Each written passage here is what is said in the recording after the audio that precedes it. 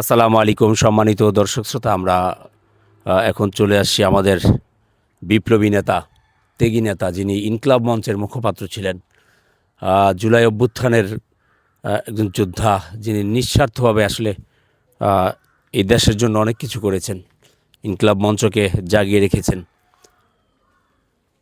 শরীফ ওসমান হাদি সাহেবের শ্বশুরবাড়িতে আসছি আমরা, একটু কথা বলবো দর্শক এখানে। যদিও আসলে তারা এখন ঢাকাতে, আপনারা জানেন নিশ্চয়ই। এই বাড়িটি হচ্ছে তার শ্বশুরবাড়ি। আসলে একদম সাদামাটা জীবনযাপন, তার বাড়িতেও কিন্তু আমরা গিয়েছিলাম।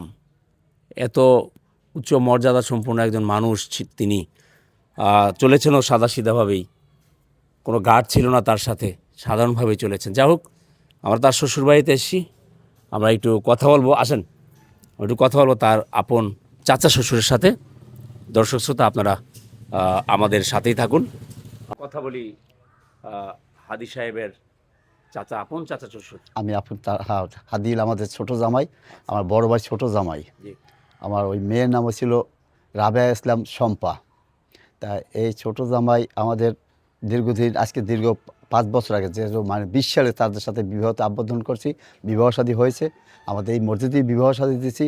কিন্তু আমাদের এই জামাই যে এতটুকু ভালোবাসি বা ভালো দেখছি, ভালো চলাফেরা, ভালো শিক্ষা মেধা দেখেই আমরা তাদের সাথে বিবাহ সাথী দিচ্ছি, বা বিবাহ সাথী আমরা আবদ্ধ, মানে যেটা বলে যে বিবাহতে আনুষ্ঠানিকভাবেই তাদের সংবাদ হয়েছে বা দেখাশোনা সব কিছু করছি আমরা। যদিও কিন্তু যে এখানে যে আমাদের যে নাতিটা ছোট, আজকে 8 মাস 9 মাস বয়স, যে তা সরকার যে আমাদের জোরালোভাবেই বলতেছি বা বলবো এটুকুই, যে যা কিছুই আল্লাহ তাআলা হয়তো বিপদ দেশে বিপদ নিয়ে গেছে, হয়ে গেছে, কিন্তু এটা হলো বিপদ না, এটা হলো সরকার, মানে যে আমাদের এই যে হাদি জামাইয়ের উপরে যেটা জোর জুলুম বা যে মারপিট বা যা কিছু গোলাগুলি করছে, কে বা কার আমরা জানি না। যদিও সরকার হয়তো কিছুটা জানে, যদি জানার পর সত্ত্বেও যদি তারা যদি দেশে আইনের আওতায় আইন না, প্রশাসন যদি একটু জোরালো হয়,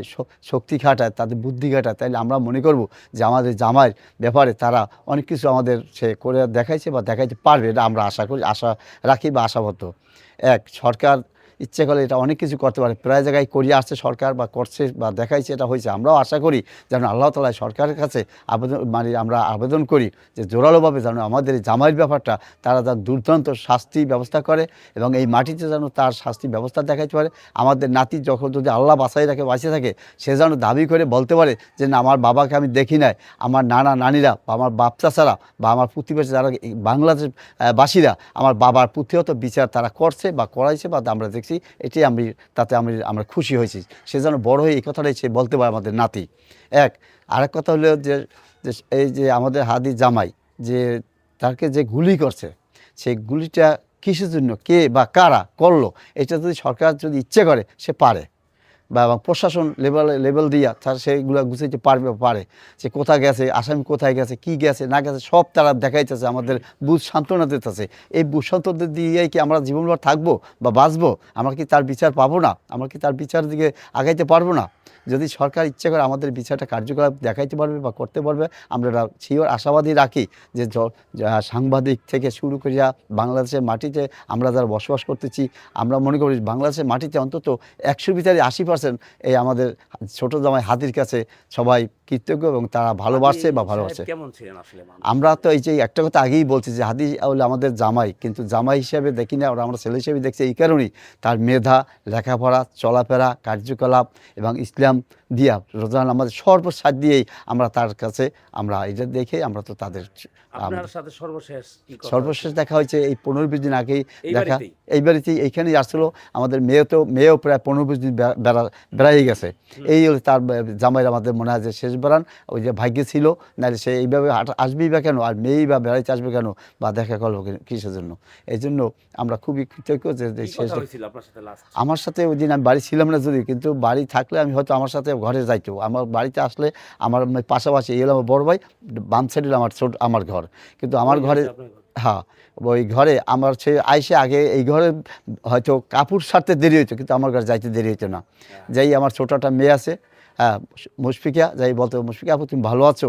কি আসো বসো, আমার বেড়াইতে আসি, আসো আমাদের সাথে দেখা করবো না, এইভাবে নিয়ে সে প্রতিবাদ করতো, সে সমাজ বলতো, সে তার মানে মানব যে জিনিসটা শ্বশুরবাড়ি এলাকায় আসলে সে ছোট বড় সবার সাথে দেখা না যদি যার হয়েছে দেখা হয়েছে সালাম কালাম না দিয়ে সে কথা বলতো না, সে কথা না কয়ে যাইতো না। এই জন্য তার কাছে আমাদের এলাকা ব্যাপী বাংলা এই যে যারা আছি সবাই তার পিছনে মানে এত সন্তুষ্ট, তার চলাফেরায় কার্যকলাপে দেখাশোনায় সবাই আমরা ছোটো বড় সবাই সন্তুষ্ট যে না একটা সুলতান সাহেব একটা ছেলে পাইছে, একটা জামাই পাইছে।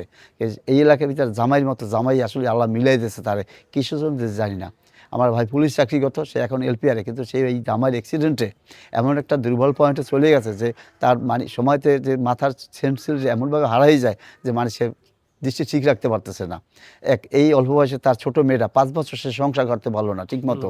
হ্যাঁ, এখন তার সামনে আমাদের সামনে যদি একটা মেয়ের 5 বছর 20 সালে বিবাহ হয়েছে, 20 সাল কত সালে এটা আমার মনে নাই, এটা আমার স্মরণ নাই, কিন্তু এই যাই হোক এই যে 4-5 বছর বা 5-6 বছরই হইলো, এই 6 বছর হইলেও যে একটা মেয়ে যে সংসার আদি করতে পারলো না, আল্লাহ করতে দিল না, এই সন্ত্রাসীরা আমাদের জামাইরা মেরে ফেললো বা ফাললো, মানে মেরে ফেলে তাদের যে কি দোষ এমন করতেছিল আর কি বা এমন কিছু হয়েছিল যে তার এত পর্যায়ে নিচ্ছে ফালাইছে বা ফালাইতেছিল জানি না যে কিসের জন্য। জামাই আমার জামাইকে যে গুলি করছে, যারা মারছে, এই জন্য আমরা সরকারের কাছে বিশেষভাবে আবেদন জানাই, জনসাধারণের কাছে সবার কাছে আমরা আবেদন করি, কারণ এই প্রতিহত তার বিচার করি যে বাংলার মাটিতে দেখাইতে পারে, আল্লাহ যেন দেখায়।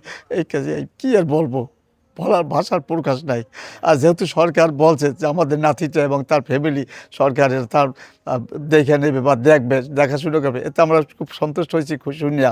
কি দেবে না দেবে আমি জানি না, যদি দেয় তাহলে আমাদের জন্য ফ্যামিলির পিকচার থেকে সবার জন্য আমরা খুব খুশি হব এই জন্যই যে আমাদের তো আর কি যে দেখবে শুনবে, দেখার মালিক আল্লাহ, কিন্তু দেখার মালিক তো আর রইল না, আল্লাহ রাখতে দিল না। এই জন্য সন্ত্রাসীর কাছে বলবো যে ওর যেন কার্যকারী কাজ দাঁড়িয়ে তা বাংলার মাটিতে যেন দেখাইতে পারে বা আল্লাহ যেন সরকার যেন দেখায়, তাহলে আমরা সবাই আমাদের পরিবার বাংলাদেশ থেকে সবাই খুশি হবো যে না বাংলার মাটিতে একটা বিচার হয়েছে, দুষ্কৃতির একটা বিচার হয়েছে, যে তার বিচার চাওয়া পাওয়ার যেন এইভাবে যেন আর কোনো দুষ্কৃত যেন আগাইতে না পারে, কোনো দুষ্কৃত যেন এইভাবে দুনিয়ায় মানে বুকে কারোর মায়ের পেট খালি না করে, মায়ের বুক যেন খালি না হয়।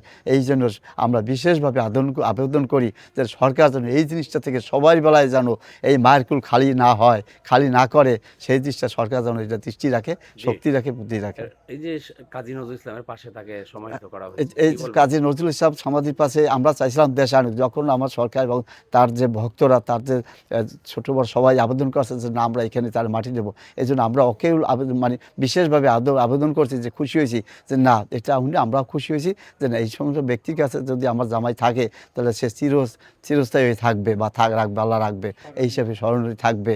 যে ওইখানে যে ওই ভার্সিটি যে একদিন ভর্তি হবে সেই বলবে এই কবরটা কার, যে একদিন বিদায় হয়ে যাবে তার একটা সালাম দিয়ে চলে যাবে, এইটাই বলে আমরা খুব খুশি, এইটাই আমরা সন্তুষ্ট, অনেক খুশি, অত্যন্ত খুশি, যে খুশি শেষ নাই। জি, কাজী নজরুলের মতো জায়গায় খুব আল্লাহ তাআলা মিলাই দিয়েছে বা হয়েছে, এইটার বিষয় আর কি বলবো, বিশাল ব্যাপার। হ্যাঁ বিশাল ব্যাপার, অনেক কিছু। মাঝে মাঝে আসতো তিনি ঢাকা থেকে, হ্যাঁ ঢাকা থেকে আসতো, হ্যাঁ আসলেই আমাদের বাসা আসতো, ওই বেশি প্রোগ্রামে আসতো, ভার্সিটিতে আসতো, বরিশালে ভার্সিটিতে এসে প্রোগ্রাম করতো, সেই ভার্সিটিতে আসতো, যে বরিশাল ভার্সিটিতে বিশ্ববিদ্যালয় আসতো, সে আসলেই সে আমাদের এখানে আসতো, এসে দেখা সাক্ষাৎ করতো, যদি সময় দিতে পারতো না, সময় না দিয়ে আর চলে যেত। যাই হোক আর কী করবো, আর কিছু বলার তো ছিল না, সরকারের কাছে একটাই বারবার আমাদের যেন আমাদের নাতিটার ফ্যামিলির ব্যাপারটা যেন সরকার বারবার দেখে, হ্যাঁ দেখলে আমরা খুব খুশি হব, কারণ আমাদের তো সেই ধরনের আর্থিক অবস্থা সেই ধরনের বেশি কিছু নাই, মোটামুটি আমরা চলে ফিরে আসছি। যদি সরকারি জিনিসটা দেখে তাহলে আমরা সরকারের কাছে অনেক খুশি হব, কৃতজ্ঞ থাকবো যদি আল্লাহ রাখে। মানে এইটাই হচ্ছে যে আপনার হাদির অরিজিনাল শ্বশুরবাড়ি, এই আমরা শ্বশুরবাড়ি, এই আমার বড় ভাই, এই জায়গাটাই না? হ্যাঁ এটা হলো ওই পূর্ব রহমতপুর, আমার গ্রামের নাম প্রতাপপুর, আর এখানে মানুষ পরিচিত হলো পল্লী বিদ্যুৎ কাঁঠালতলা জামে মসজিদ। ঠিক আছে, যদি বলে যে কোনো লোক যদি বলে যে এখানে জামালের বাড়ি কোনটা, সুলতান পুলিশের বাড়ি কোনটা, সুলতান সাহেব তো আপনার আপন ভাই? আমার আপন ভাই, আমি হলো ছেজো, আমি হলো 3 নাম্বার। ভাতিজিকে কি বলে ডাকতেন? আমরা শম্পা বলে ডাকতাম। হ্যাঁ শম্পা, ওই শম্পা। আর আমার মানে ছোটোবেলা থেকে আমার আঙ্কেল ডাকতো, হ্যাঁ ছোটোবেলা থেকে। তার 2 মেয়ে 1 ছেলে, 3 মেয়ে ছেলে, আমার ছোটোবেলা থেকে আমার আঙ্কেল ডাকতো। আমি যখন আমরা পরিবহন যখন আমি ওটা হলো এরশাদ সাহেবের প্রথম আমার আগ থেকেই, মানে এরশাদ সাহেব ক্ষমতা আসা আগ থেকে আমি গাড়ি ডিপার্টমেন্টে ঢুকছি, গাড়ি চালাইতাম। তা ও আসে আমার মানে তখন ওরা খুলনা থাকতো, খুলনা থাকার পরে ওই খুলনা যখন কেন্দ্রীয় কারা, ওই বাবা তো পুলিশ চাকরি করতো, তার চাকরি করতে যখন আমি যখন গেলি খবর পাইতে, খবর পাইতে ও কাকা আসলে কাকা আগে মিষ্টি খাবো, কাকা আমি এটা খাবো ওইটা খাবো দিয়ে আসে, খুব ফুর্তি করতো প্রতি মানে হাদি ভাই কি কিছু বলছে মৃত্যুর আগে যে মৃত্যু আগে হাতি এই সঙ্গে বলছে যে কাকা বাসায় আসেন না কেন, বাসায় আসবেন, বাসায় তো আসেন না, আমরা তো গাড়ি চালান, যাই একটু মাঝে মাঝে সময় দিতে পারেন। আর বাবা আমি তো যে সময় দিই সেই সময়টুকু তো আমি তো মাঝে বাসা যাই আসতে পারি না, তুমি তো জানো আমার মেয়েরাও জামাই, মেয়ে জামাই টামাই সবাই তো একই পাশাপাশি থাকো, আমি তো দিতে পারি না সময়, যদি পারি যাবো, যাবো না কেন হাদি সাহেবের বাবাও তো নাকি আলেম ছিলেন। জি উনি হলো বাগিয়া জালুকাঠি ওই যে মাদ্রাসা, ওইটা হলো Principal। জি প্রিন্সিপাল ছিল। হ্যাঁ ওনার বড় ভাই সে বাগিয়া মাদ্রাসা, ওনার বড় ভাই যে বাগিয়া মাদ্রাসার প্রিন্সিপাল, এর মেজো ভাই সেও একজন ইসলামিক মাদ্রাসার ছাত্র, সে ওই ব্যবসা করে। ওকে, জি ধন্যবাদ। আচ্ছা। ওকে।